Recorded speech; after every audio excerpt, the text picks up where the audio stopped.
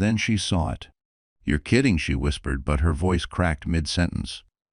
"Generous." And then the hospital door opened again. Emily Carter had always been the kind of woman people overlooked, not because she was plain, but because she carried herself with a softness the world mistook for weakness. At 29, she had the gentle beauty of someone who had lived through quiet storms.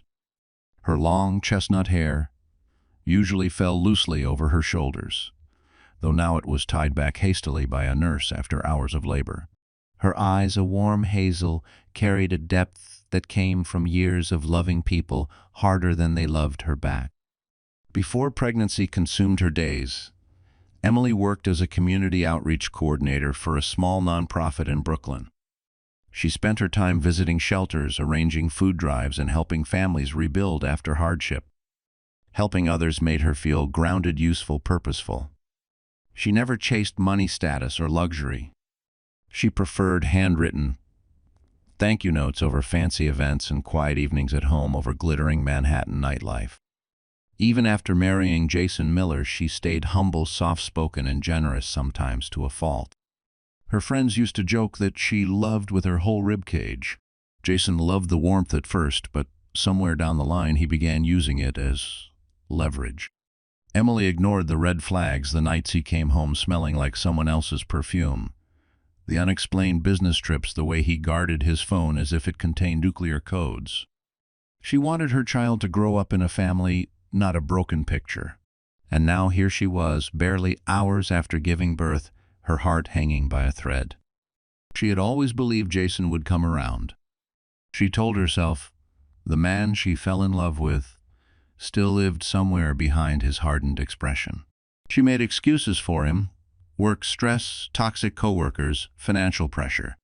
She blamed everything except the truth. Jason had checked out long before their baby arrived. He stopped attending prenatal appointments. He missed her baby shower entirely. He didn't even assemble the crib until she broke down crying one night. But worst of all, Emily carried a secret of her own, a secret she kept even from Jason. She wasn't the simple nonprofit worker he thought she was. She came from the Carter family, a name whispered on Wall Street and Park Avenue. A family whose empire quietly funded entire tech companies, real estate giants, and private equity funds. And though her surname was common enough to blend in, her lineage was not.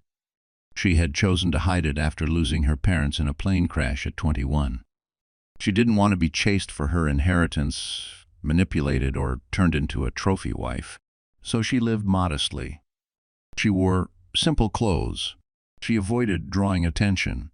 And she let the family trust handle her assets quietly, while she focused on building a life with Jason based on love, not wealth. But now she realized the cruel irony. Jason betrayed her even when he thought she had nothing. She wondered what he would have done if he had known the truth, if he had known the woman he was carelessly discarding was worth billions, not pennies. Would he have stayed, pretended to love her, played the long game until he could divorce her on his terms? The thought made her stomach twist. She looked down at her newborn son. His tiny fingers curled around hers, grounding her in a way nothing else could. She whispered an unsteady promise: "I won't let anyone hurt you. Not him. Not anyone." And just as she breathed those words, a shadow appeared in the doorway, a figure she never expected to see again, especially not today, not like this. The person who stepped inside would change everything. The hospital room at St. Luke's in Manhattan was supposed to be a place of healing, but at that moment it felt like a stage where the cruelest scene of Emily's life had just played out. Soft beeps from the monitors filled the air, accompanied by the distant echo of footsteps in the hallway. Outside, the Manhattan skyline shimmered through the tall window glass, towers catching the late afternoon sun, yellow cabs flowing like veins beneath them. A city full of life, full of stories, full of triumphs and betrayals. A city that didn't pause for anyone's heartbreak. Emily had always loved Manhattan ever since she moved there at 19. She loved how the buildings glowed at night. She loved the noise, the energy, the feeling that anything could happen. But today, everything felt painfully still. The crisp, white bedsheets, the faint scent of antiseptic, the low hum of the air vent, it all pressed in around her, reminded she was trapped in this tiny room at one of the most vulnerable moments of her life. Yet the hospital was only the first setting of this unfolding storm. Outside these walls waited the apartment she shared with Jason, a modern penthouse on the edge of the Upper West Side. Jason pretended they were renting it with good deals he found, but the truth was that the lease was paid quietly by the Carter Family Trust so Emily could live safely without drawing attention. The penthouse had floor-to-ceiling windows overlooking Central Park hardwood floors that reflected morning sunlight and a quiet reading corner where Emily spent countless nights resting her hands on her belly, dreaming about the future. She remembered the navy blue crib Jason finally assembled, how she imagined placing her baby in it, how she believed their small family would have gentle mornings and warm evenings. She envisioned laughter echoing off the walls, movie nights, on the couch, and slow dancing in the dim kitchen after the baby was asleep. That apartment wasn't just a place, it was everything she hoped motherhood would feel like. Now she wasn't even sure she'd be allowed back inside. The other setting looming over her story was Jason's corporate world, the sharp glass-walled office, where he spent more time than he did with her. Emily had visited once. The office on Park Avenue was full of people who whispered about deals, stocks, and bonuses. Jason would brag about late-night meetings, but Emily often sensed he loved the environment more than he loved the life they built. She remembered how his eyes lit up when he talked about wealth he didn't have yet. She never realized he resented her for not being ambitious enough. He didn't know she had more wealth in her name than the entire company he worked for. Then there was Carter Holdings, the empire Emily had avoided for years. A skyscraper in Lower Manhattan with her family's name engraved discreetly in black marble. She had not stepped inside since her parents' deaths. She thought she had escaped that world, but now it was rising again like a dormant giant, waking up at the exact moment she needed it.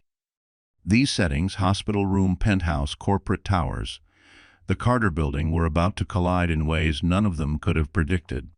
But the setting that mattered most right now was the doorway of her hospital room, because the man stepping into it was not a doctor, not a nurse, not even a friend.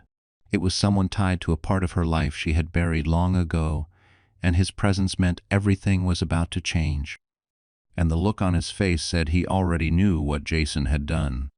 Jason Miller had once been the man who brought flowers to Emily's old Brooklyn apartment, who held her hand during thunderstorms, who promised he would always choose her. But somewhere along the way, somewhere between stock charts, late-night drinks with coworkers, and a growing obsession with wealth, he slipped into a version of himself Emily no longer recognized.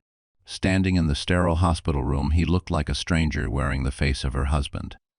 His dark hair was slicked back too neatly, his suit too sharp for someone visiting a wife who just gave birth. His posture screamed impatience, as if he were waiting for the elevator rather than ending a marriage. Jason had become intoxicated by the world of finance. The long boardroom tables, the glowing monitors showing stock tickers, the way executives walked like they owned Manhattan. It fueled him. He wanted that life more than he wanted his family. He wanted the penthouse, the private clubs, the business lunches at the Modern. Yet he never admitted it to himself. Instead, he began blaming Emily for being too simple, too soft, too content with little. He saw her kindness as weakness, her gentleness as lack of ambition. And he resented that she didn't push him harder toward success. What Jason didn't know, what he never cared enough to learn, was that Emily had more power than any of the men he idolized. Then there was Lauren. Lauren Hayes, 27, an analyst at Jason's firm, walked into the room with the confidence of someone who believed she had already won. Her platinum blonde hair was curled perfectly, her heels clicking against the hospital floor like she was entering a fashion event rather than a maternity ward. She clutched a designer tote against her arm and smiled with a kind of smug pity that made Emily's stomach twist. Lauren had always been competitive. She loved the attention of wealth. She loved being close to power even if it wasn't hers. When she met Jason, she saw opportunity. He wasn't rich, not yet, but he was hungry. Ambitious. Easy to manipulate. She listened to his frustrations, fed his ego, told him he deserved better than a quiet wife who worked for a nonprofit. Little by little, she replaced Emily in conversations and daily routines in Jason's thoughts, until one night Jason didn't come home at all. Lauren wasn't just the other woman. She was someone who believed she deserved to win at any cost. And now, standing in the hospital room, she acted as if she were the rightful wife, while the real wife held a newborn in her trembling arms. "Jason is finally choosing himself," Lauren said softly, but her tone carried venom. "You should understand that." Emily felt her heart splinter. But the pain sharpened into something else: clarity. This wasn't just betrayal. It was cruelty. Jason crossed his arms like a man presenting a business proposition. "Look, I'm moving forward with my life. Lauren and I are serious.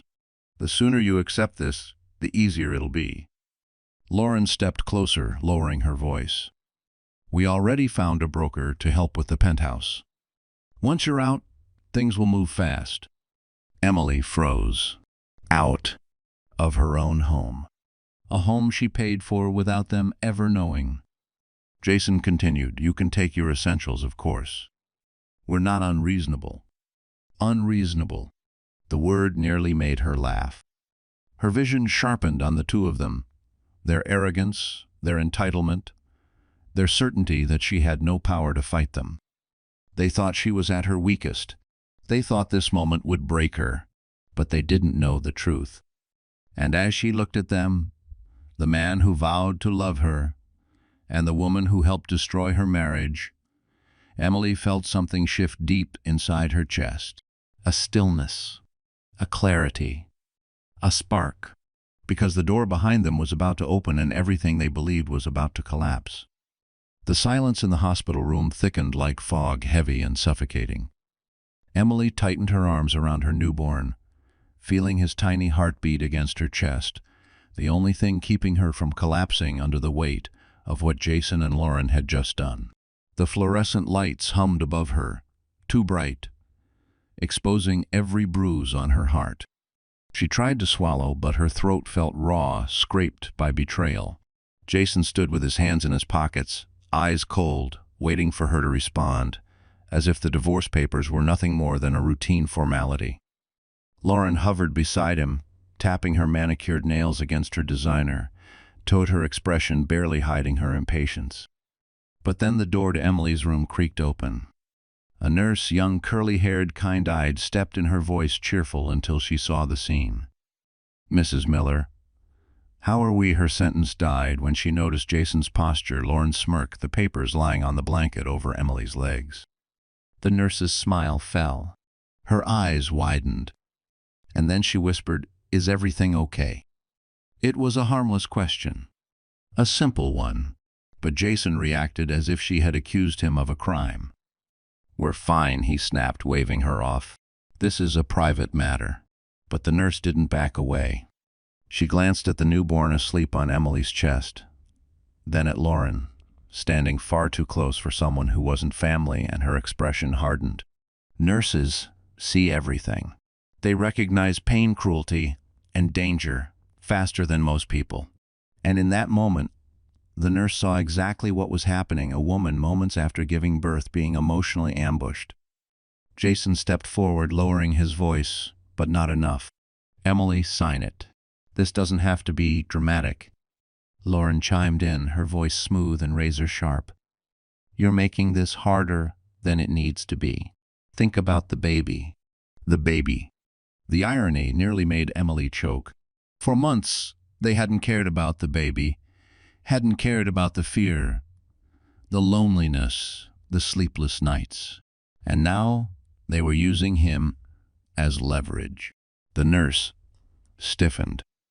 "Sir, maybe this conversation should wait." She just delivered. "She needs rest, not." Jason cut her off. "She needs to stop being unreasonable." The moment the word unreasonable left his mouth, the nurse's jaw clenched. Other nurses in the hallway began turning their heads. A doctor walking past slowed. A security guard near the elevator glanced over. People sensed the tension rising like a storm pressing against the windows of the room. Lauren folded her arms. "Jason, she's clearly not stable. Maybe the nurses should monitor her mental state." The jab hit its target. Emily felt heat rise behind her eyes. "You don't get to question my sanity," she whispered. Lauren shrugged. "Postpartum can be unpredictable." That was it. The nurse stepped forward sharply. "Jason Miller, Lauren Hayes, I need you both to step back from the patient." Jason scoffed. "We're her family." "Are you the nurse?" shot back. Her voice carried into the hallway. Two more nurses appeared behind her. Jason's face reddened. "This is ridiculous. We're trying to handle a marriage issue." "No," the nurse said firmly. "You're harassing a woman who gave birth less than 6 hours ago." The word harassing sliced through the hallway. People stared. Jason looked around, embarrassed, furious, unraveling under the public spotlight he hadn't prepared for. Lauren tugged his sleeve. "Jason, everyone is looking." He ignored her, leaning closer to Emily with clenched teeth. "Sign it, or I swear you'll regret making this messy." Emily stared at him, stunned by how far he was willing to go. Her voice trembled as she finally spoke. "You already made it messy." The nurse stepped between them. "Both of you out. Now." Jason's jaw locked. Lauren's lips tightened. But with the entire hallway watching, they had no choice but to retreat. Jason pointed a shaking finger at Emily. "This isn't over." He turned. Lauren followed. But before they reached the door, someone else stepped into the room, someone whose presence froze Jason in his tracks. And the look on that man's face said Jason had just made the biggest mistake of his life. For a moment, Emily thought her vision was blurring again. She blinked twice, steadying herself, tightening her hold on her newborn. As the doorway filled with a tall, broad-shouldered figure in a tailored charcoal coat, the light from the hallway framed him, casting a sharp silhouette that made Jason freeze mid-step. Richard Hale. Of all people, of all days, of all moments, he appeared now. The room fell silent. Even the hallway noise dimmed, as if the hospital itself was holding its breath. Richard stepped inside with a steady, measured calm that felt out of place in the chaos. His salt and pepper hair, his polished shoes, the Mont Blanc pen, clipped neatly to his pocket, all spoke of a man who lived in boardrooms, negotiations, and power. Not hospital corridors. But to Emily, he was something else entirely. He was the last person who ever truly knew her parents.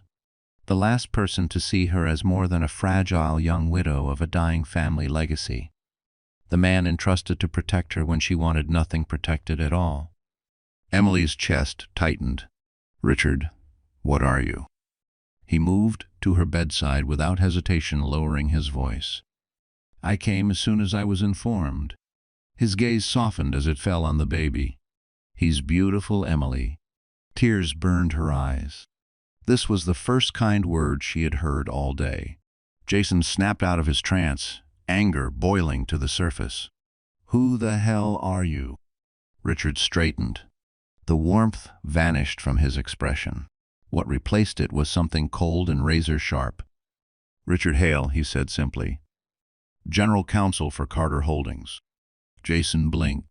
Confused, irritated, but he didn't understand. Not yet. Lauren frowned. "Carter Holdings isn't that?" "One of the largest private investment groups in the country," Richard finished. "Yes." Jason let out a tight laugh, the kind insecure men give when their ego feels cornered. "And what does that have to do with us?" Richard didn't answer him. Instead, he turned back to Emily, lowering his tone so only she could hear. I received the activation notice this morning. The board has finalized everything. The trust is officially transferred. Emily's stomach dropped. She had forgotten the date, forgotten the process, forgotten everything except surviving childbirth. But now it all rushed back. Today was the day she became the sole owner of her family's empire. Jason glanced between them, annoyed.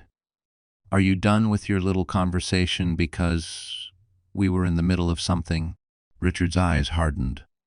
Yes, he said smoothly. I heard. He looked at Jason the way a surgeon might examine a tumor, clinical, detached, already planning the removal. You came to serve divorce papers, Richard continued. Immediately after your wife delivered your child. Jason shrugged.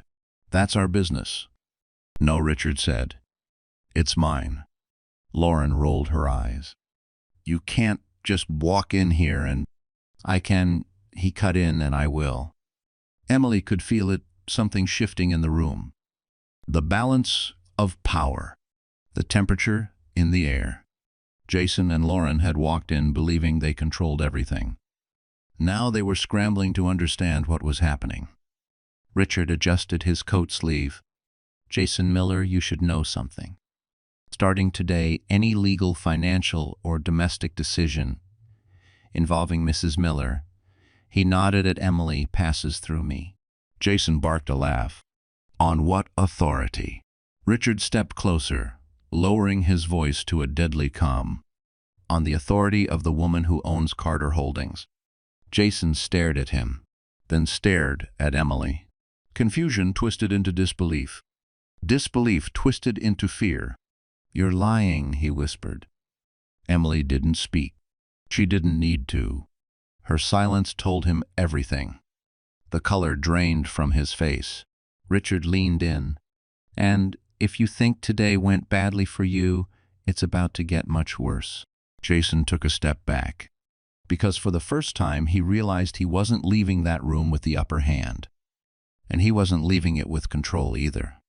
Jason's breath hitched a shallow, disbelieving gasp, like someone realizing the ground beneath them wasn't ground at all, but thin, cracking ice. He stared at Emily as if seeing her for the first time in their entire marriage. His lips parted, but no sound came out. Even Lauren took a step back, clutching her tote, as though it could shield her from what she had just heard. Emily looked down at her newborn, running her thumb gently across his tiny cheek. She didn't feel triumphant. She didn't feel powerful. She felt exhausted, so deeply tired it felt like her bones were humming. But beneath that exhaustion stirred a quiet steadiness. She had spent years hiding, shrinking, softening her edges, so she wouldn't be noticed by men like Jason. But now the truth was out in the open, standing in the fluorescent light for everyone to see. Richard moved a bit closer to her bedside. Emily, he said with a gentleness he rarely used, the board has transferred full control. You now hold majority ownership of all Carter assets and subsidiaries. The paperwork was finalized at 9:14 this morning. This morning, while she was in labor, while Jason was ignoring her calls. She let out a shaky breath. Jason shook his head hard. No, this is insane. Emily, what is he talking about? You don't own anything. You work for a charity, an underfunded one at that. Emily slowly lifted her eyes to him. Because I chose that, she whispered. Because I didn't want my life to be about money. Lauren scoffed, though her voice trembled. You, a billionaire? Come on. Richard turned toward her like a shark sensing blood.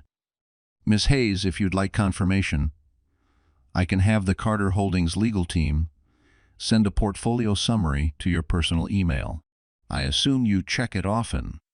Lauren swallowed hard. Jason's face twisted into something desperate. Why didn't you tell me? Emily's voice cracked from exhaustion, not fear. Because I wanted someone who loved me, not my last name. Not my family's money. Me. Jason stepped closer, reaching for the bed rail as if he had any right to touch it. Emily, we've been together for years. You should have trusted me. Emily felt something inside her tighten, a boundary forming for the first time in their marriage. Jason, you've lied to me for months, she said softly. You lied about where you were, who you were with, why you were pulling away. And today you brought divorce papers to my hospital bed. Jason opened his mouth, but nothing came out.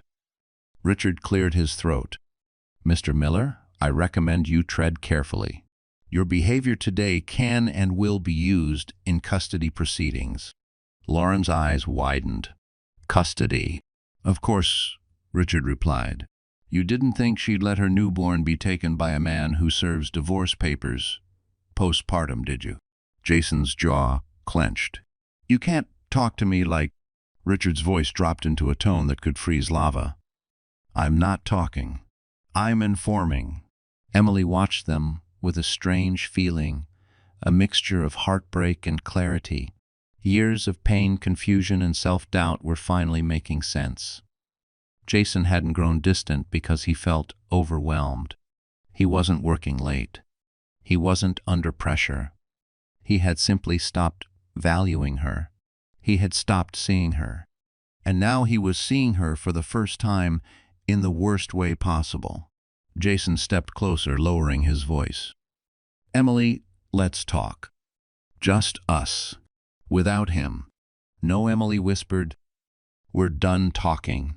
Lauren tugged Jason's sleeve. Jason, let's just go. This is turning into a nightmare. Jason snapped. Shut up, Lauren. The room went still. Lauren's face flushed with humiliation. Emily exhaled a trembling breath. Richard, what happens now? Richard adjusted his coat calmly. Now we begin. Jason stiffened. Begin what? Richard met his gaze with a cold, measured stare. Your consequences. Jason flinched.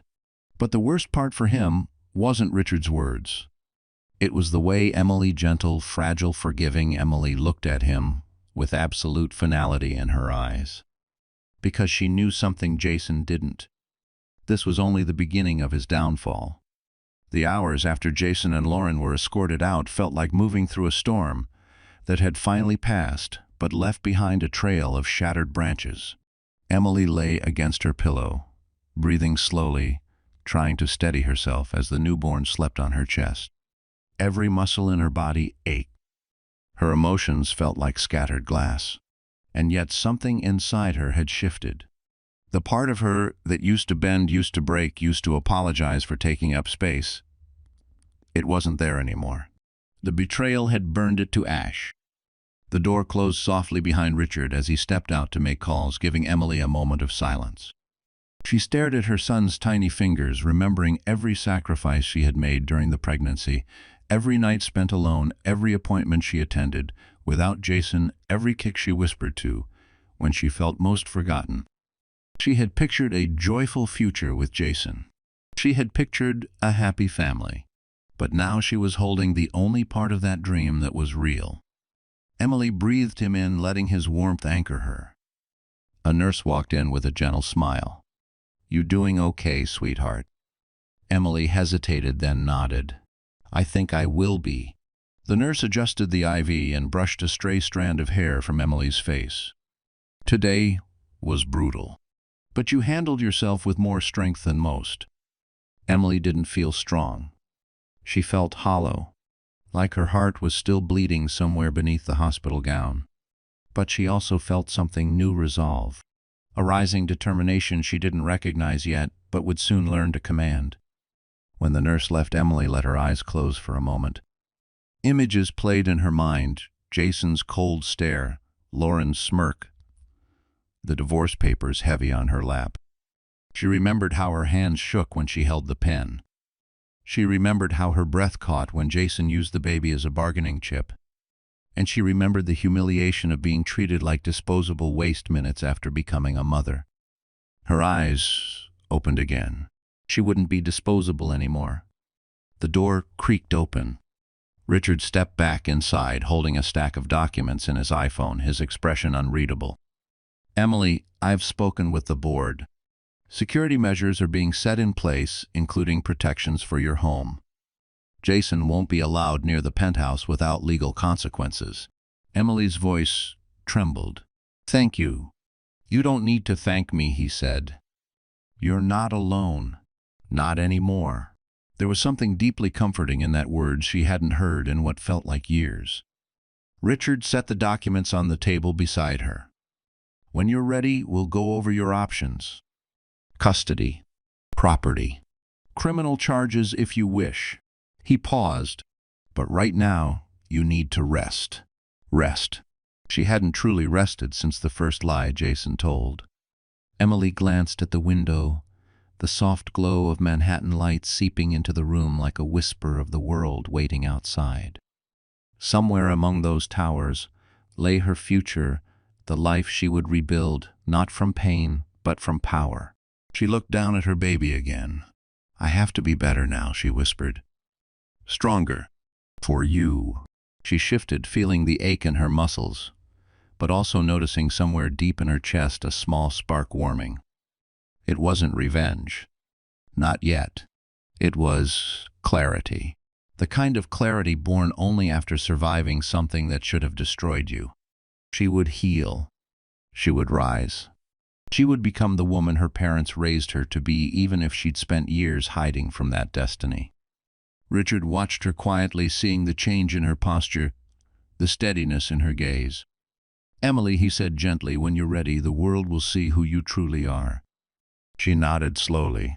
Not today. Not tomorrow. But soon. And when she stepped back into the world, she would no longer be the woman Jason walked all over. She would be the woman he would never be able to touch again. Because Emily Carter wasn't just surviving, she was awakening. The next morning brought a pale wash of winter light through the hospital window, the kind that made Manhattan look softer than it really was. Emily sat upright in her bed, her newborn swaddled peacefully beside her in the clear hospital bassinet. She had slept in short, fragile bursts, waking every time a shadow moved in the hallway. But the fog in her mind had lifted. Her body was healing, but her spirit unexpectedly felt sharper. Richard entered the room carrying a sleek black folder and a calm determination that filled the space before he even spoke. Emily, he greeted gently. I have news. Emily straightened, bracing herself. About Jason. And Lauren, Richard added, setting the folder on the bed table.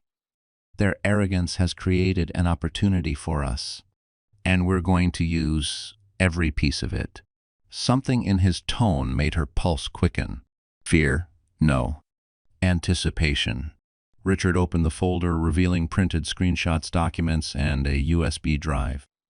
Carter Holdings' cybersecurity division retrieved their messages, their call logs, and more importantly, security footage from your penthouse. Emily blinked. My penthouse, they were inside. Several times Richard confirmed. Lauren let herself in with a copied key Jason provided. She searched drawers, documents, safes. She wasn't just having an affair, she was looking for leverage. Emily's breath trembled. Leverage for what? To push you out, Richard replied. She and Jason intended to take everything they thought you had. They planned to force you into a low financial settlement, then claim the penthouse as their home once you were gone. Emily felt nausea rise, but she steadied herself. They planned this before the baby was born. They planned this before you were even in your third trimester. The words stung, but they also solidified something inside her. Richard slid a printed message thread toward her. This, he said, is what changes everything. Emily read Jason's messages aloud, her voice cracking. Once she gives birth, she'll be too weak to fight anything. She doesn't have money. I'll make sure she doesn't take the apartment. She's slow. She won't question the paperwork. She'll be grateful for whatever scraps I leave her. Emily's hands shook. Not from shock. She was past shock, but from the raw humiliation of seeing her husband's cruelty mapped out in cold digital text. Richard continued, there's more. Jason misused marital funds at his firm. Small amounts at first, then larger ones. Lauren encouraged him. We have dates, invoices, discrepancies. Emily swallowed hard. So he was using our joint accounts for their— Yes, Richard finished. Trips, dinners, gifts, down payments. A sudden wave of heat roared through Emily's body. Not anger. Something cleaner, sharper. A clarity that felt like light slicing through fog. "What do we do?" she asked quietly. Richard clasped his hands. "We follow the law. We use the truth. And we make sure custody assets and reputation fall where they should." Emily nodded slowly. "He deserves consequences." "He will face them," Richard assured. "But you need to understand something important, Emily. You are no longer reacting. You are deciding. This is your ground now." Emily breathed deeply, letting his words sink beneath her skin. She wasn't drifting in chaos anymore. She wasn't clinging to hurt. She had a purpose. Her son stirred in the bassinet and she placed a gentle hand on his chest. "He deserves a safe life," she whispered. "I won't let Jason poison it." "You won't," Richard said, "because we're not done." He pulled out one final item, a small tablet. "Security discovered audio recordings," he said, "from the night Lauren and Jason celebrated their plan." Emily braced herself as he pressed play. Jason's voice filled the room. "She'll sign anything I put in front of her." Lauren laughed. "She's weak, emotional. She won't see it coming." But Emily did see it now. All of it. Her heart didn't break this time. It hardened. Richard paused the recording. "This is enough to dismantle them both." Emily lifted her chin, feeling her pulse steady. "Then let's dismantle them." Richard nodded, a flicker of respect in his eyes. "Good," he said softly, "because the next move is yours." Emily exhaled a slow, trembling breath that signaled the end of her collapse and the beginning of her rise. And her next move would be the one Jason never saw coming. Emily sat straighter in the hospital bed, the morning light casting a faint halo around her. The baby slept soundly beside her, his chest rising and falling with soft, perfect breaths that kept her centered. Across from her, Richard stood with a posture that mixed strategy and protection, as if he were quietly preparing for battle. But the battlefield wasn't made of weapons or armor. It was made of truth, law, and choices. And today, Emily would make the first real choice. Richard began sliding a new set of documents toward her. "Before anything else, we need to secure your legal position. You've already taken the first step by refusing to sign those divorce papers last night." Emily nodded slowly. "I didn't sign because I was in shock. But I'm not in shock anymore." "I can tell," Richard said with a small approving smile. "So this is where your transformation begins. These," he tapped the documents, "are motions for temporary orders. They ensure Jason cannot touch your assets, cannot enter your home, cannot handle anything involving the baby." Emily hesitated. "Will he fight it?" Richard chuckled softly. "Jason can barely process the fact that his wife owns an empire. He won't fight well. And he doesn't realize we have enough evidence to level his credibility." Emily took a long breath. "I want him out of our lives. But I want to do it right. I don't want to become like him." "You won't," Richard assured her. "You're making decisions based on protection, not cruelty." She folded her hands. "Then let's do it." Richard nodded. "Good. But there's another decision ahead of you, one that will determine the direction of everything moving forward. And it's about your identity." Emily tensed. "My identity? You've spent years hiding the Carter name, hiding your financial standing, your inheritance, even from your husband." Richard paused. "But now, Emily, hiding is no longer an option. Not in this fight." Emily's stomach fluttered. "You're saying I have to become the heiress. I'm saying, Richard replied gently, you have to become yourself. Emily looked at the baby again, his small mouth twitching in sleep. She had wanted a normal life. She had wanted love to be enough. But love hadn't saved her. Love had blinded her. And that blindness had led her into Jason's trap. Maybe hiding had once been protection, but now it was a weakness Jason had counted on. She whispered, I can't be that woman overnight. You don't have to be, Richard said. But you must step toward her now. Emily swallowed. What do I need to do? Richard opened a slim leather notebook, flipping to a page covered in concise notes. First, public positioning. The Carter Holdings Board needs to announce your transition to leadership. Discreetly at first, but publicly enough that Jason cannot manipulate the narrative. Second, we will file emergency custody orders today. Third, you must return to your penthouse with security. Emily froze. Return today. It's your home, he reminded gently. And after everything Jason tried to do, reclaiming your space is part of reclaiming yourself. Emily's pulse quickened. Returning home meant walking through memories, good ones, painful ones, broken ones. But she realized something important. She couldn't build a new life without closing the door to the old one. Okay, she whispered. I'll go back. Richard exhaled, relieved. There's one more matter. Emily looked up. Jason has requested a meeting. Her chest tightened. He what? Richard's expression hardened. He claims he wants to explain. But I suspect he's hoping to manipulate you before he realizes how airtight our case is. Can he meet me here? She asked. No, Richard replied firmly. You're still recovering.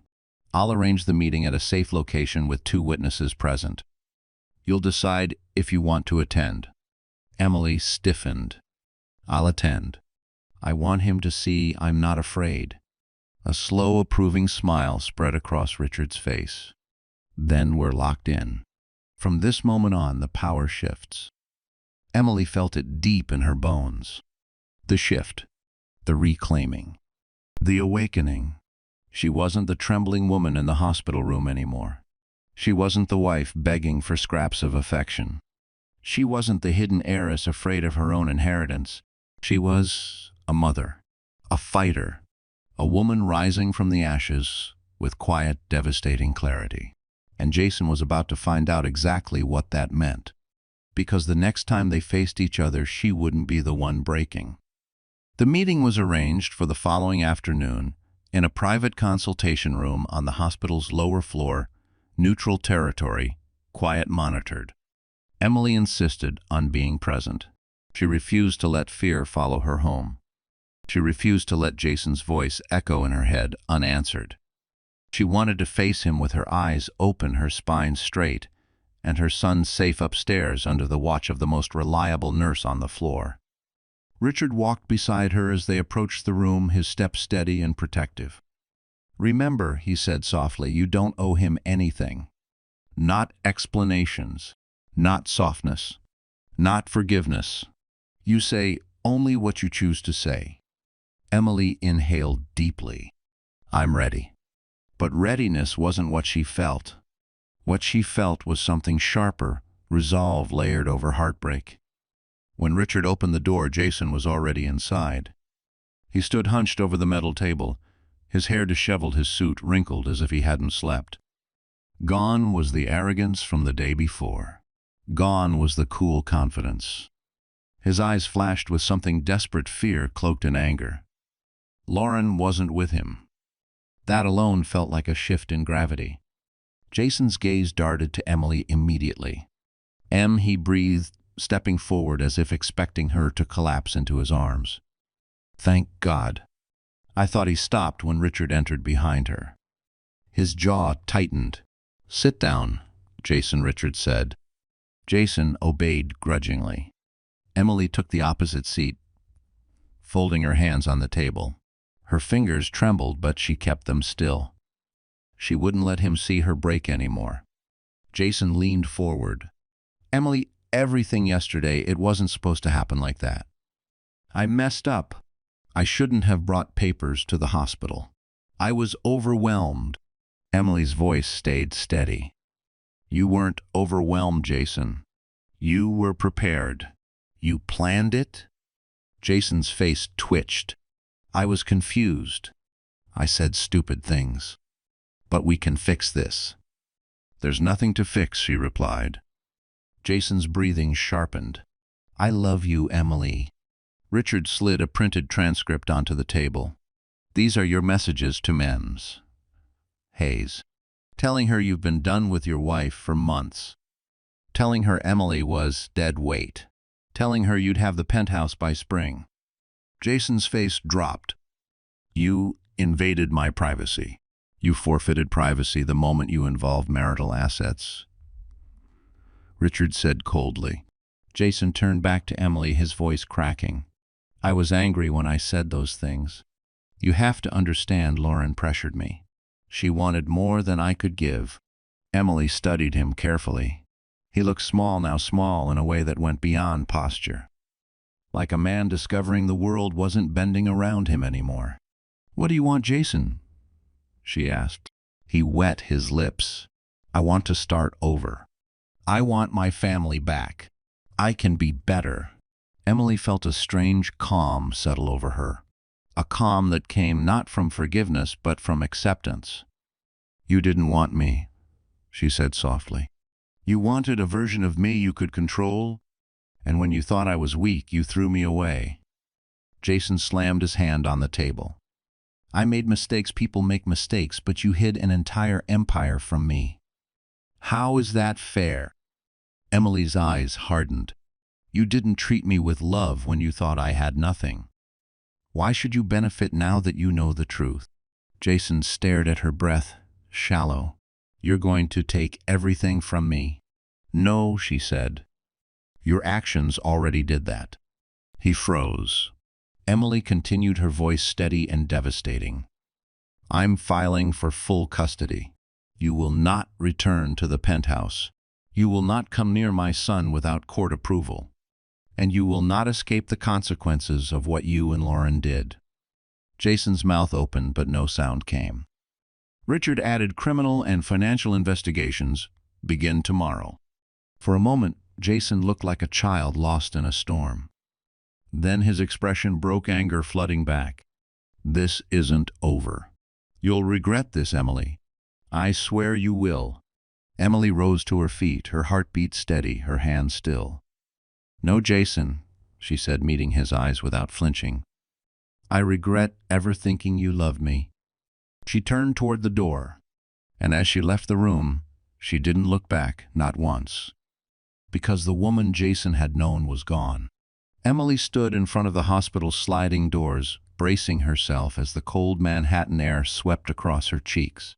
She was discharged that afternoon, her newborn bundled securely in a soft blue blanket, sleeping peacefully against her chest. A black SUV waited at the curb, Carter Holdings security detail, its engine humming with quiet authority. This wasn't the life she chose, but it was the life she would now step into with purpose. Richard opened the rear door for her. Take your time, he said gently. Returning home after trauma is never easy. Emily nodded, adjusting her hold on the baby. I'm ready, she whispered, though her heart was thudding hard enough to shake her ribs. As the SUV pulled away, she watched the city pass by, the towering glass buildings, steaming manholes, yellow cabs weaving through traffic. This was her city. The place she had built her life. The place she had planned to raise her child with Jason.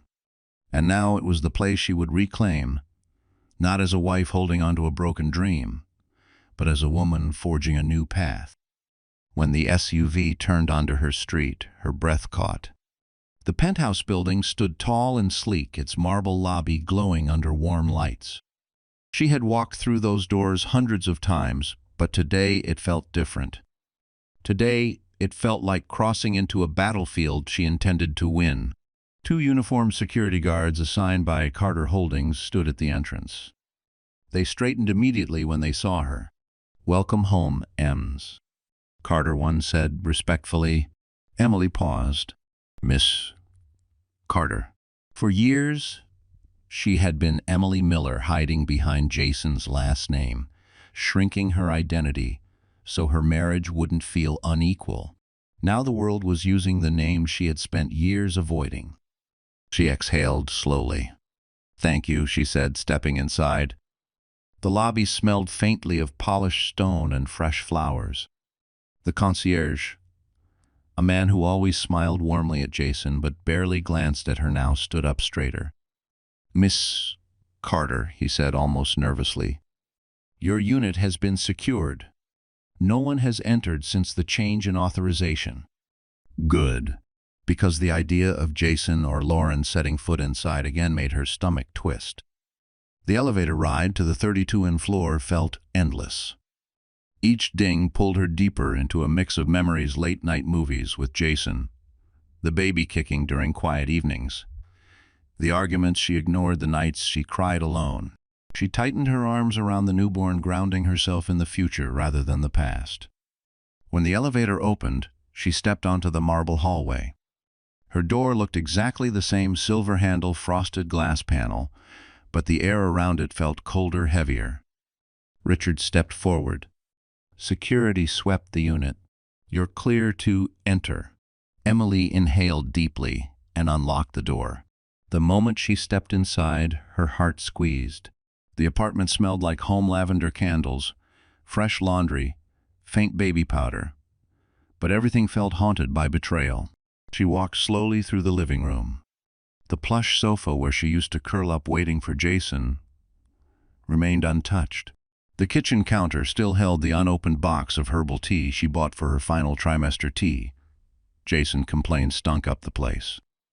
Her gaze drifted to the navy blue crib in the corner of the bedroom.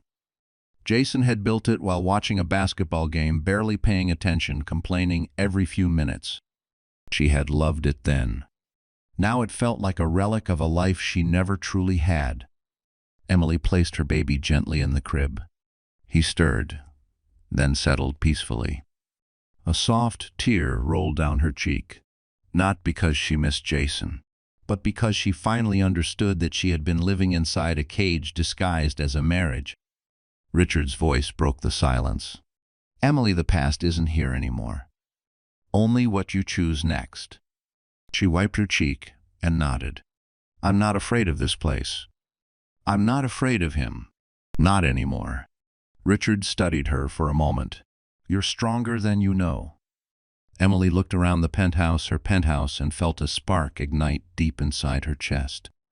She wasn't here to mourn. She was here to rebuild, to reclaim, to become everything Jason never believed she could be. And as she stood in the apartment where her heart had once broken, she made a silent vow this home would witness her rise, not her ruin. The following morning, Emily woke to soft sunlight spilling across the penthouse bedroom, warming the sheets where her newborn slept peacefully. For the first time in months, she didn't wake to Jason's cold silence, his slammed doors, his muttered complaints. The penthouse felt different now, quiet but not empty, calm but not lonely. She stretched slowly, her muscles still tender from labor, yet her mind sharper than it had been in years. Richard arrived shortly after breakfast, carrying a leather binder and a cup of warm chamomile tea. "How's your first night home?" he asked. Emily glanced around the room.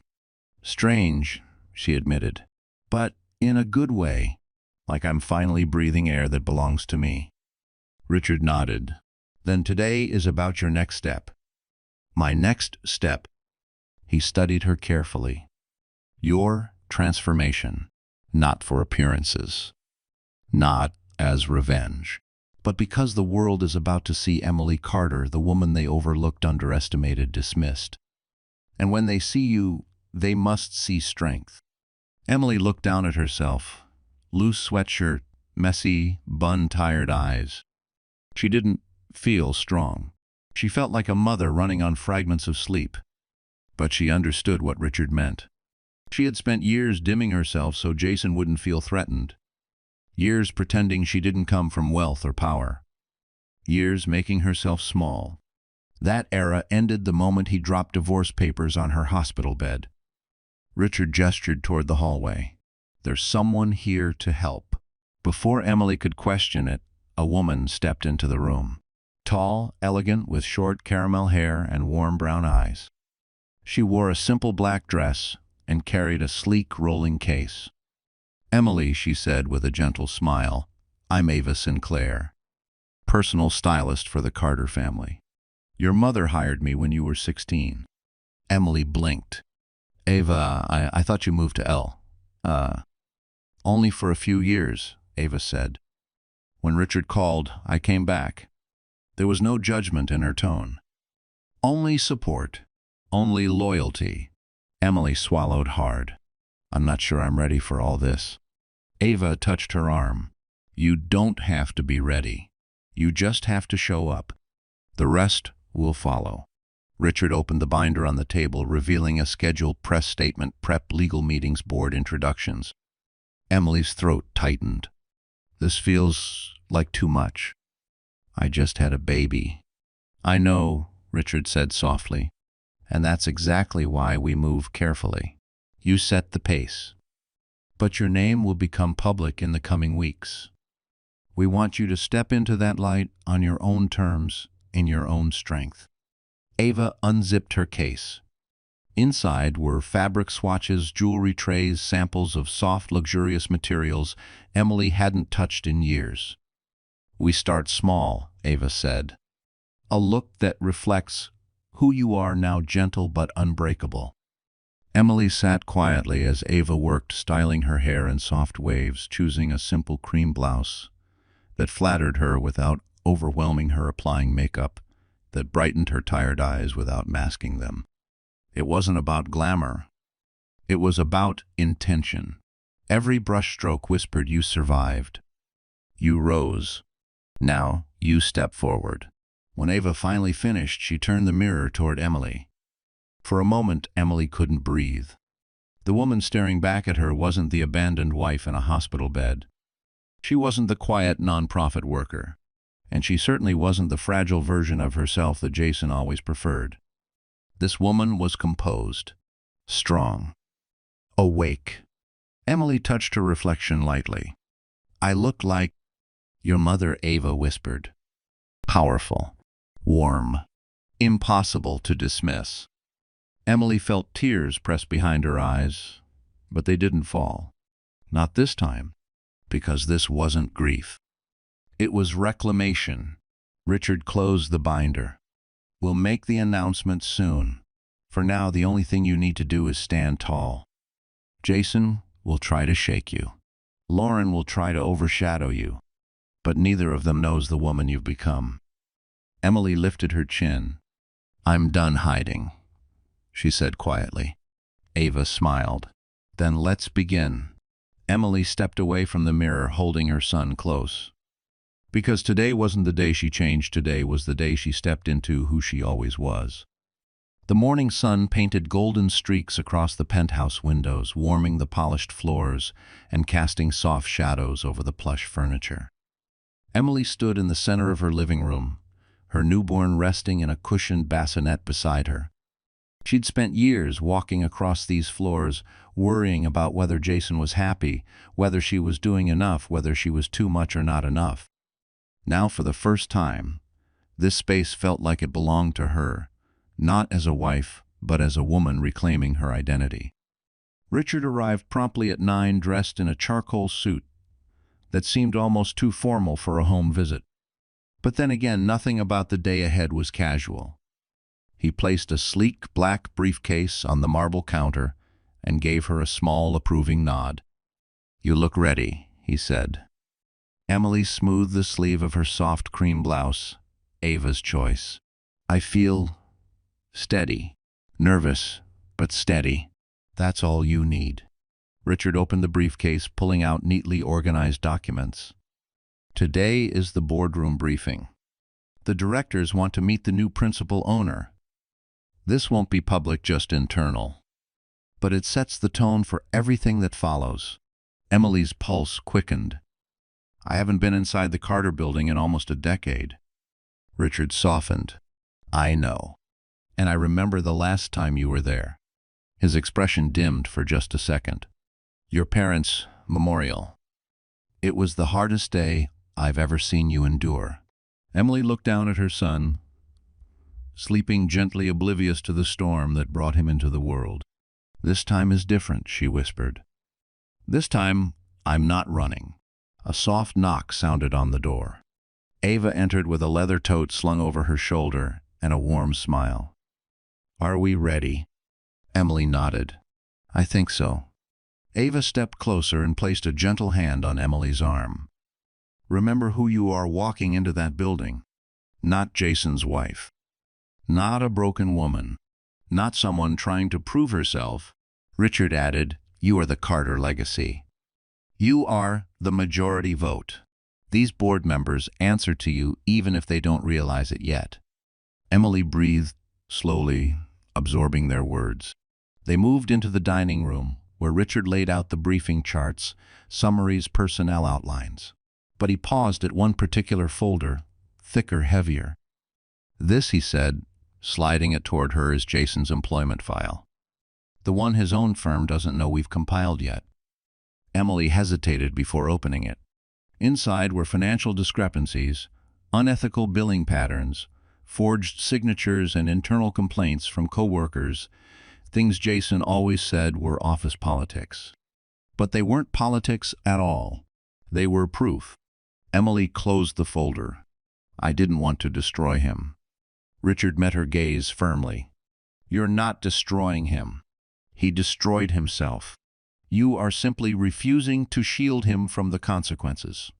A long silence filled the room. Finally, Emily stood smoothing her blouse, lifting her chin. Okay, she whispered. Let's go. The ride to the Carter Holdings Tower on Lower Manhattan was quiet, the city passing by in a blur of steel and sunlight. When the SUV pulled up to the black marble building, Emily felt her breath hitch. The Carter name shimmered across the entrance, discreet, elegant, powerful. As she stepped out, security formed a respectful perimeter. Employees passing by paused, whispering softly when they recognized her. Some remembered her parents, others only recognized her from old portraits in the executive wing. Inside the lobby, the air hummed with quiet sophistication. The scent of polished stone, the faint echo of heels on marble, the low murmur of executives moving between meetings. Emily stood still, absorbing it. Ava whispered, "Welcome home." Richard gestured toward the elevator. "The board is waiting." Emily stepped inside the private lift. The doors closed. Her reflection stared back at her, soft but strong, gentle but unbroken, her son's future shining quietly behind her eyes. As the elevator rose floor by floor, she felt the weight of her past fall away. The hiding, the shrinking, the bending. This wasn't just a meeting. It was her rebirth. And when the doors opened onto the top-floor boardroom, she stepped out, not as the woman Jason betrayed, but as the woman he never deserved. And the entire board was about to witness exactly who she had become. The boardroom at Carter Holdings was a world away from anything Emily had experienced in years.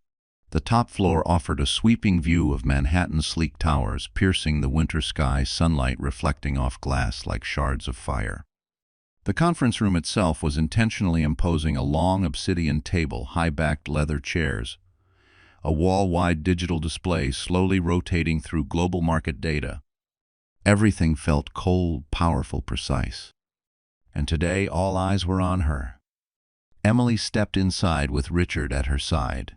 Her heartbeat was a steady drum, not frantic, but alert, alive. She felt the weight of her mother's grace in her posture, her father's quiet confidence in her gaze. Ava's chosen outfit, subtle cream blouse, tailored black slacks, didn't scream wealth. It whispered authority. The directors stood upon her entrance, a gesture reserved only for the principal owner. Mrs. Carter, the chairman, a silver-haired man named Elliot Graves, greeted her with polite formality. "We extend our condolences again for the loss of your parents." "And welcome." Emily offered a small, steady nod. "Thank you." They took their seats. Richard remained behind her, hands clasped, ready her anchor in a room of sharks disguised as gentlemen. Elliot cleared his throat. We understand this is a challenging time, but legally and structurally today marks your full transition into ownership.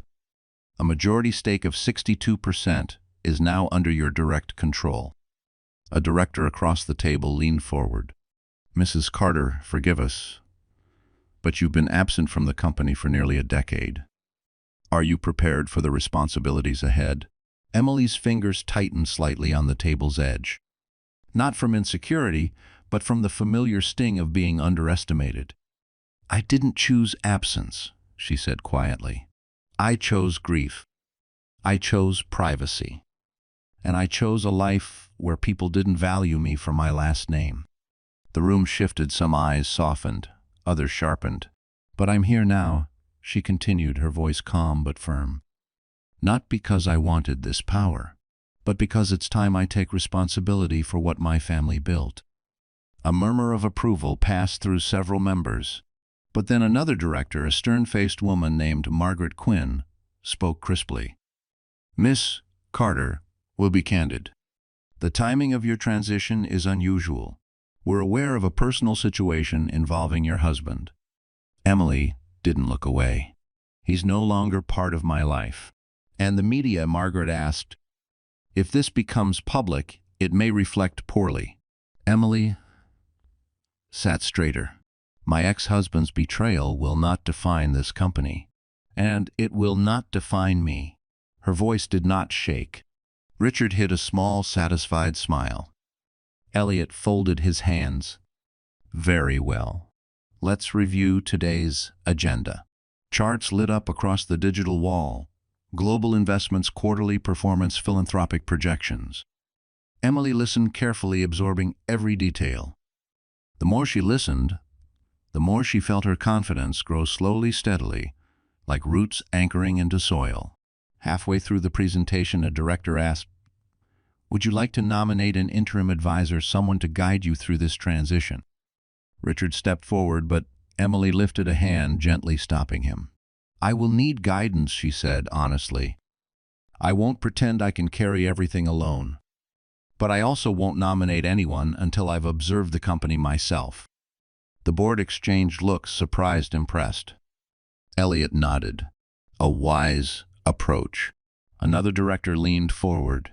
Ms.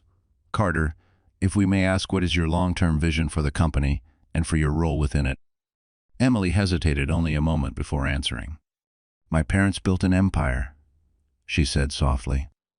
But I want to build something different, something grounded in integrity, something my son can inherit without shame. I won't chase profit for the sake of it. I won't overlook corruption.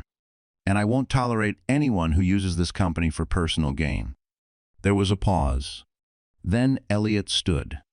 Ladies and gentlemen, he said, I believe we are looking at the future of Carter Holdings. The board rose with him. All 12 directors stood in agreement. Emily's breath caught not from fear, but from an overwhelming sense of alignment. For the first time since her parents' death, she felt her destiny settle onto her shoulders, not as a burden, but as a mantle. Elliot extended his hand. Welcome, Ms. Carter. Emily shook it firmly, because she wasn't just stepping into a boardroom. She was stepping into her birthright. While Emily stood in the Carter Holdings boardroom, claiming her place with quiet, steady dignity, Jason Miller was having the worst morning of his life. He sat in his small, cluttered office on the 14th floor of his firm's Park Avenue tower, an office he once bragged would soon become a corner suite. His hands shook uncontrollably as he scrolled through the email on his cracked iPhone screen for the 15th time. UBJECTANALYT ICSREV URGE and TFROM compliance and internal audit. He swallowed hard, rereading the words that tore open the ground beneath him. Your financial activity has triggered an internal investigation. You are instructed to meet with the Director of Compliance within the next 24 hours. Failure to cooperate may result in immediate termination. His throat tightened. "This can't be happening," he muttered, running a shaky hand through his hair. Not today. Not now. But it was happening. And it wasn't just one email. His inbox was a graveyard of red flags, alerts about irregular client, billing flagged expense reports, unauthorized fund reallocation. Things he thought no one would ever trace. Things he thought would disappear into the chaos of the firm. Lauren had told him it would be fine. She had said everyone did it. But everyone didn't have Carter Holdings watching them. Jason slammed his phone down, pacing the office like a caged animal. He pulled at his collar, suddenly unable to breathe. His career, his identity, was unraveling. A soft knock jolted him. He turned as Lauren slipped inside, her expression nervous but clearly annoyed. She wore a sleek blazer, but the confidence she usually carried like perfume was nowhere in sight. "Jason," she hissed, shutting the door behind her. "Did you get the email? Mine came an hour ago." Jason stared at her. "They're going to fire us." Lauren rolled her eyes. "They're not going to fire me. I didn't handle any accounts." "You did." Jason's face twisted. "Are you kidding me? This was your idea. You said we'd be fine. You said Carter Holdings barely pays attention to this firm." "I didn't know your wife was a billionaire," Lauren snapped. "How was I supposed to know she was?" "The owner," Jason finished with a bitter laugh. "The owner of one of the biggest investment empires in the country." Lauren took a step back. "Look, we just need to stay calm." "Calm," Jason exploded, slamming his palm on his desk. My wife is about to take full custody, leave me homeless, and now her company is setting me up to be fired." Lauren stiffened. "Your ex-wife," she corrected sharply. "And don't drag me into this." "You said she was weak." Jason let out a strangled laugh. "Yeah, well, apparently she was a billionaire hiding in plain sight." Lauren's face twisted with irritation. "Whatever. We need to think. Maybe if we reach out to her." "To Emily," Jason repeated in disbelief. "You think she'll help you after you help destroy her marriage?" Lauren's silence answered the question. Jason slumped into his chair, rage and fear mixing into something ugly. "I need to fix this. I need her to drop the custody case. I need her to help you." Lauren finished scoffing. "Jason, she doesn't care about you anymore." Jason glared at her. "Well, what about you?" Lauren hesitated. "I don't know if we should be seen together right now." Jason's jaw dropped. "You're leaving." "I'm being smart," she said coldly. "Your mess is about to become public. I can't go down with you." Jason stood, his voice cracking. "Lauren, don't walk out on me." But she already had her hand on the doorknob. "Good luck," she said flatly. "You'll need it." The door clicked shut behind her. Jason sank back into his chair, choking on panic. His phone buzzed again. Another email. He opened it with trembling fingers. "FROM, Human Resources, EZUBJECT, immediate suspension, pending investigation." His stomach dropped. He was finished. Not just at work, not just financially. Every pillar of his life, his marriage, his career, his future was collapsing. And there was nothing he could do to stop it. He stared blankly at the glowing skyline outside his office window, Manhattan towering confidently above him. A city where Emily Carter now stood on top. And Jason Miller finally understood he wasn't losing everything, he had thrown it all away. Emily returned to the penthouse after the board meeting, feeling lighter than she had in years. Exhausted, yes, physically drained from childbirth, mentally stretched from stepping into her birthright. But there was a warmth beneath her ribs she didn't quite recognize. Strength. Quiet, steady strength. The kind that grows only after surviving something that should have broken you." She stepped into the living room where her newborn slept in a bassinet near the window. The Manhattan skyline glowed softly behind him, the city pulsing with evening lights. Emily knelt beside her son, brushing her fingertips against his tiny hand. "You're the reason I'm standing," she whispered. A gentle knock sounded at the door. Emily looked up, startled. Richard wasn't due back until tomorrow. Security would have alerted her if it were anyone concerning. She stood carefully smoothing her blouse. When she opened the door, her breath caught. Daniel Reed, tall, broad-shouldered, warm eyes that held stories she once knew. A familiar presence, comfortable yet unexpectedly grounding. He stood in the hallway wearing a simple gray sweater and dark jeans, holding a small paper bag from a nearby bakery. "Hey," he said softly. "Richard told me you were home. I just wanted to check on you." Emily blinked, stunned. "Daniel, I didn't expect." "I know," he said, stepping inside only after she nodded. "I didn't want to overwhelm you. I just wanted you to know you're not alone." His voice carried a tenderness she hadn't heard from anyone, not in years. Daniel Reed had been a friend of her family, a rising tech entrepreneur. Even in his 20s, now a well-known CEO with a reputation for brilliance and integrity. Emily remembered him from holidays, from charity galas, from the quiet conversations he'd shared with her father. He had always been kind, always gentle, and he had always looked at her with something unspoken, something she had been too young and too married to understand. Now he stood in her apartment, eyes filled with worry. "Emily," he said, placing the bakery bag on the counter, "I heard what happened at the hospital." Emily felt her throat tighten. "It was worse than anything I imagined." Daniel moved closer, slow and respectful. "You didn't deserve that. Not any part of it." A breath escaped her chest, trembling. "I know that now." Daniel gestured to the couch. "Can I sit?" She nodded, joining him with careful steps. He sat close, but not too close, just enough to be present without smothering her. "I brought you something," he said, pushing the bag toward her. "Oatmeal cookies.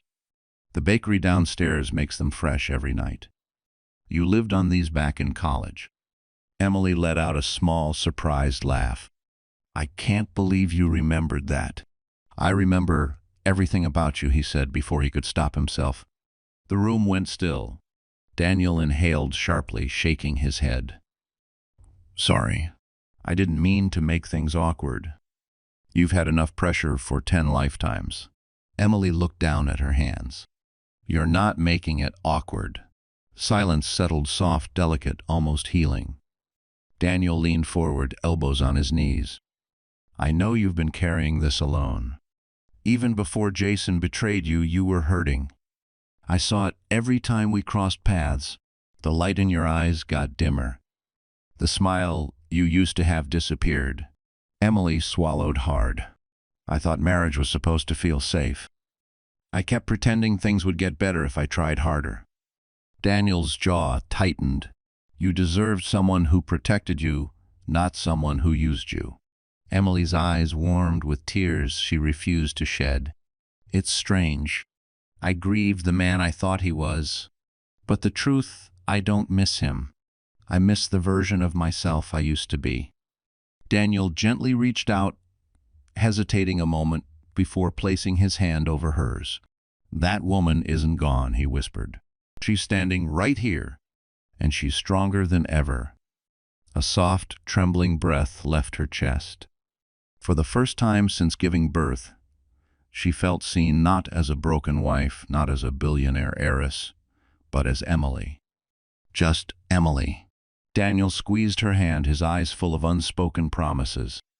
"Whatever comes next, you won't walk through it alone. I'm here.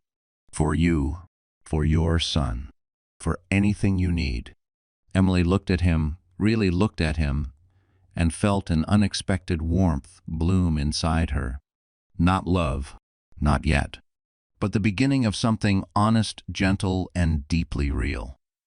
and in that quiet moment Emily realized her heart was learning how to heal. 2 days passed in a blur of legal documents, feeding short naps and long conversations with Richard and Daniel. Emily moved through her penthouse, like someone relearning her own space, touching the marble counters, the framed photos she once loved, the plush blankets she used to wrap around a body that no longer slept beside her. But with every step she shed another layer of fear, another layer of dependency, another version of herself tied to Jason's shadow. On the third morning, Richard arrived earlier than usual, carrying a leather folio and the kind of determined expression that meant something big was coming. Emily, he greeted, stepping into the living room. "I hope you got some rest." "A little," she admitted, rocking her newborn gently in her arms. "What's going on?"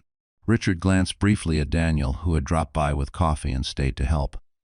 There was an unspoken understanding between the two men, though they rarely acknowledged it. "We need to discuss the gala," Richard said. Emily blinked. "Gala? What gala?" "The Carter Foundation Winter Gala," he explained. "It's in 6 days. Your parents hosted it every year before they passed. It hasn't been held since. The board wants you to attend as the official face of the Carter legacy." Emily's breath caught. The Winter Gala. It wasn't just an event. It was the event where the wealthiest families, CEOs, philanthropists, and political figures gathered at the Plaza Hotel under crystal chandeliers and golden light. Her parents had adored it. Emily had attended twice as a teenager, standing shyly beside her mother in a silk dress. But now, returning as the Carter heiress felt monumental, terrifying, necessary.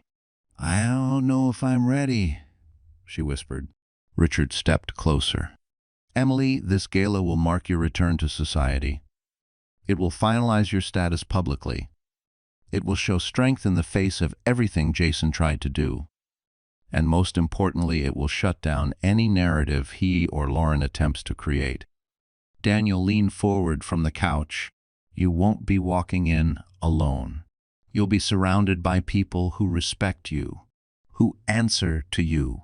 Emily's heart fluttered. "But I just had a baby. I'm barely sleeping. My body, I don't look like I used to." Daniel shook his head gently. "You look stronger than you ever have." Emily felt heat bloom in her chest at the sincerity in his voice. Richard continued, "You won't be on display, Emily. You'll be claiming your place. The moment you walk through those doors, everyone will know the truth, that you weren't abandoned. You rose." Emily exhaled slowly. "And Jason, Lauren." Richard's expression hardened. "They won't be invited. And even if they attempted to crash the event, security would remove them before they reached the lobby." Emily nodded, her grip on her son tightening protectively. "I want to do it, but I want it to be meaningful. Not just a show of wealth." Richard smiled softly.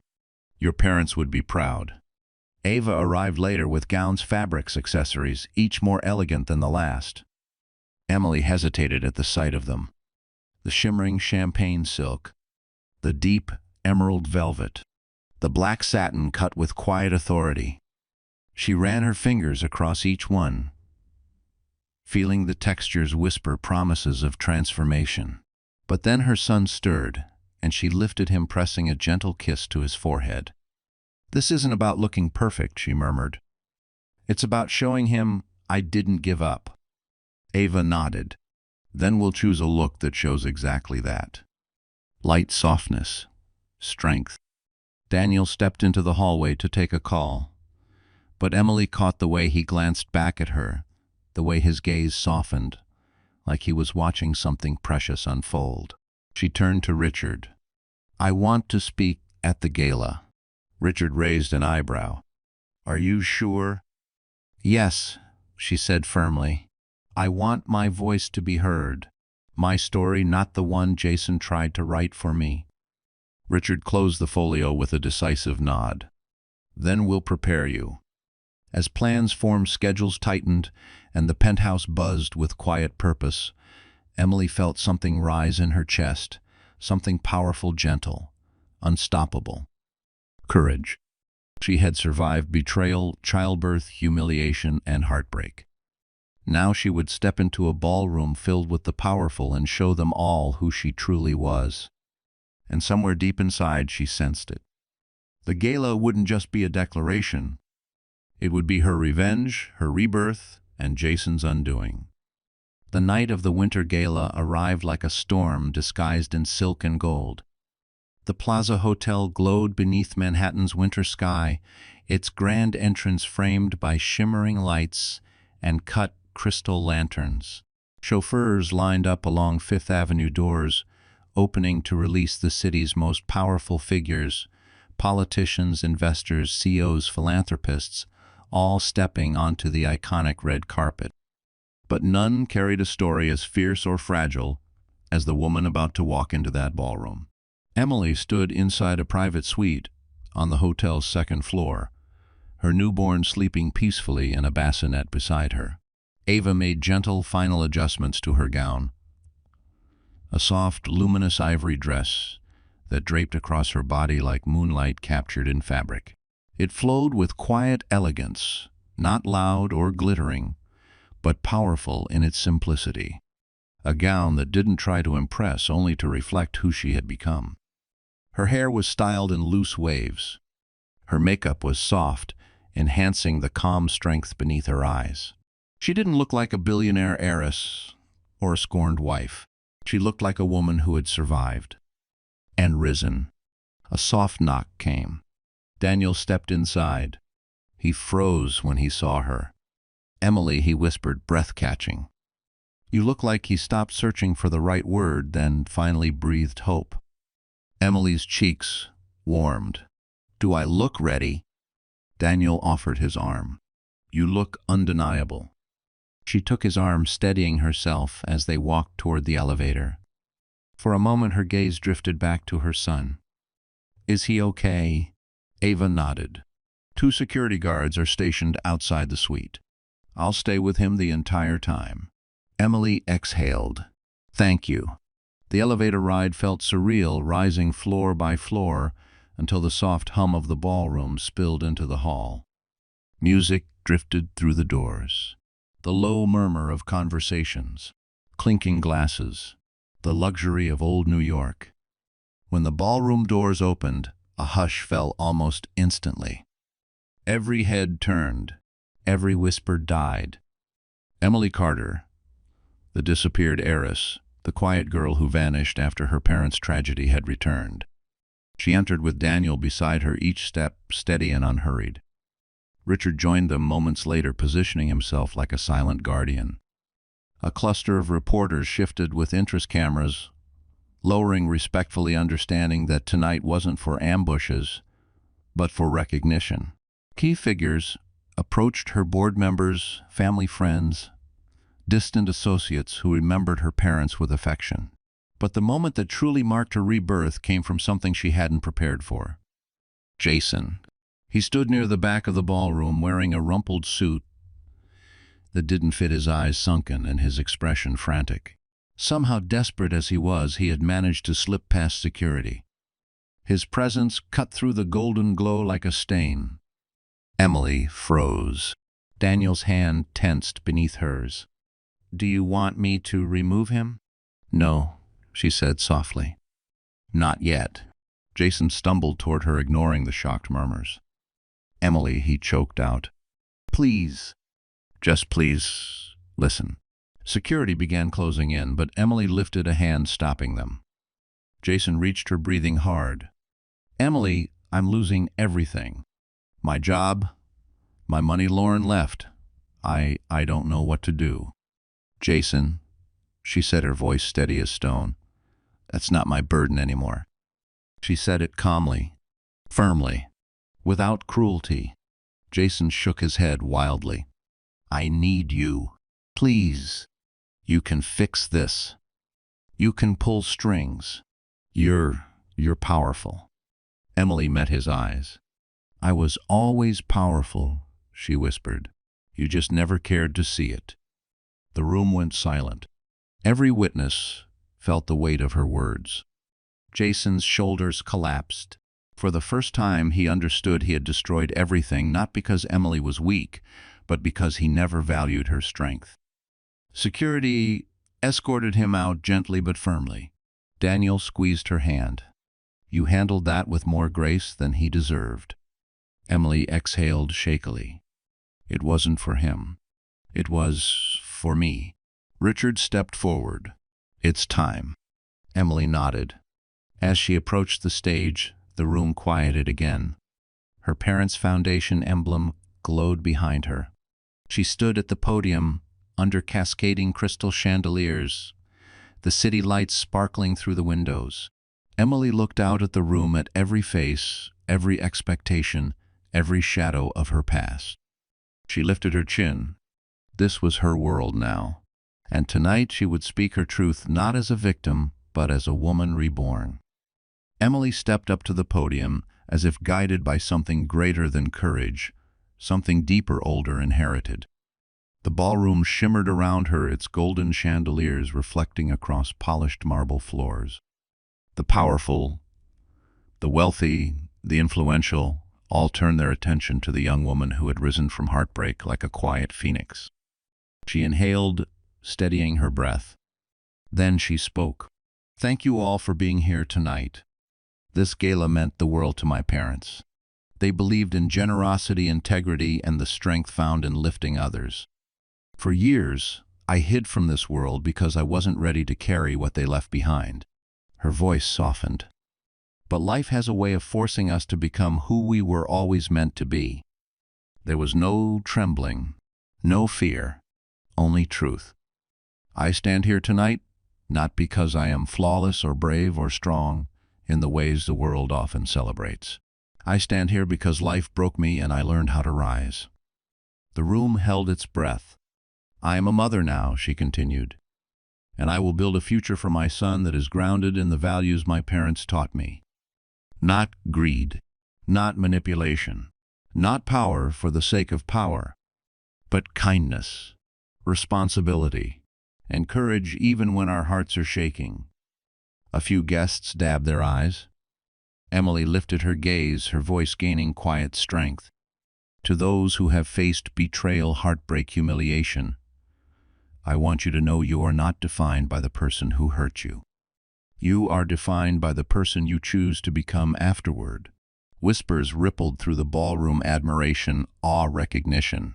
"And tonight," she said gently, "I choose to step forward. Fully, authentically, without shrinking." She closed her speech with a soft, steady smile. "For my son, for myself, for everyone who has ever felt small, thank you." Applause erupted, powerful, emotional, rising, like thunder under the crystal chandeliers. Emily stepped off the stage, her pulse steady, her heart strangely light. She had faced her past. She had spoken her truth. She had claimed her future. And the room saw her not as the abandoned wife, not as the hidden heiress, but as a woman who had rebuilt herself from the inside out. As she moved through the crowd, guests stopped her to express support. Directors shook her hand with newfound respect. Old family friends embraced her warmly. But one person waited quietly behind a marble pillar, watching her with a tenderness that made her chest flutter. Daniel. He stepped forward slowly, offering his hand, not as a CEO, not as a protector, but as a man who genuinely saw her. "You were extraordinary," he murmured. Emily exhaled shakily. "I was terrified." "You didn't look it." His smile was soft, warm. "You looked like a woman who finally let the world see her heart." She felt her cheeks warm. "Thank you for everything." "No," Daniel said, stepping closer. "You did this, Emily. You stood on that stage alone. You faced your pain alone. You rose alone." He hesitated, searching her eyes. "But you don't have to walk the road ahead alone if you don't want to." Emily's breath caught. He wasn't asking for ownership of her life. He wasn't asking for pieces of her she didn't have left to give. He was simply offering presence. Steady, patient, safe, something her heart had never known before. "I don't want to," she whispered. Daniel reached gently for her hand, not rushing, not assuming, just holding it with the tenderness of someone who understood the weight she carried. Emily felt warmth flood her chest. A new beginning, a new home, a new love, slow, respectful healing. The orchestra began to play a soft, timeless melody. Daniel nodded toward the ballroom floor. "May I?" he asked. Emily smiled, a real, full smile that reached all the way into her soul. "Yes," she whispered. "You may." He guided her onto the dance floor, his hand steady at her back. They moved slowly, gently, as if the world outside the golden ballroom no longer existed. And for the first time in years, Emily felt safe. Found. Chosen not for her money, not for her name, but for her. She rested her head lightly against Daniel's shoulder. Her life had been broken open, but what grew from the cracks was stronger, sweeter, and more beautiful than anything she had lost. And this time she wasn't rising alone. And just like that, our story comes to a close. But if you are still here right now, reading these last lines, then something in Emily's journey must have touched your heart in a real, honest way. Maybe it reminded you of your own battles. Maybe it whispered to a quiet part of you that deserves more than the pain you once accepted. Life, like Marcus Aurelius wrote, is what our thoughts make it, and healing begins the moment we choose to see our worth again. Emily's rise teaches us that betrayal doesn't define you. How you rise afterward does. Strength doesn't always roar. Sometimes it looks like getting up one more time, choosing yourself one more time, breathing one more time. So my dear friend watching on the other side of this screen, if her story stirred something in you, hold on to it. Let it remind you that dignity, self-respect, and new beginnings are not luxuries, they are rights. And you deserve them too. If this message reached you in any way, please like the video, share it with someone who needs it, and subscribe to our channel. You being here truly means more than you know.